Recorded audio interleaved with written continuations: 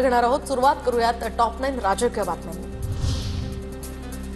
उद्धव ठाकरेंच्या युतीच्या चर्चांमध्ये नातेवाईकांची सुद्धा एंट्री। दोन्ही भावांमध्ये नातेवाईकांच्या माध्यमातून संवाद सुरू असल्याची सूत्रांची माहिती। तर कौटुंबिक सोहळ्यानिमित्तानं गेल्या काही महिन्यात ठाकरे बंधू अनेकदा एकत्र। चर्चांमध्ये जितका उतावळेपणा दिसतोय तितका दोघा भावांमध्येही नाही। राज ठाकरे आणि उद्धव ठाकरेंच्या युतीवर फडणवीसांचा टोला। लोकशाहीत कुणालाही कुणासोबतही युती करण्याचा अधिकार। ठोस निर्णय झाला की प्रतिक्रिया देईन। एकनाथ शिंदेंची ठाकरे बंधूंच्या युती संदर्भात प्रतिक्रिया। मुंबई पालिकेसाठी आम्ही खूप घाबरलोय, तर आम्हाला खूप घाम फुटलाय। राज ठाकरे आणि उद्धव ठाकरेंच्या युतीच्या चर्चांची नितेश राणेंकडून खिल्ली।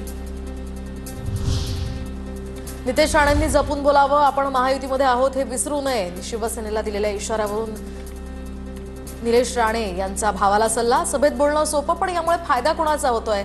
निलेश राणेंचा सवाल। लपवण्यासारखं काही असेल तर माझ्या प्रश्नांची उत्तरं द्या। लोकसभा आणि विधानसभा निवडणुकीच्या मतदार याद्या प्रकाशित करा। महाराष्ट्रातील मतदान केंद्रांवरील मतदानाच्या दिवशीचे 5 वाजेनंतरचे सीसीटीव्ही फुटेज सुद्धा जारी करा। निवडणूक आयोगाच्या स्पष्टीकरणानंतर राहुल गांधींचं ट्विट।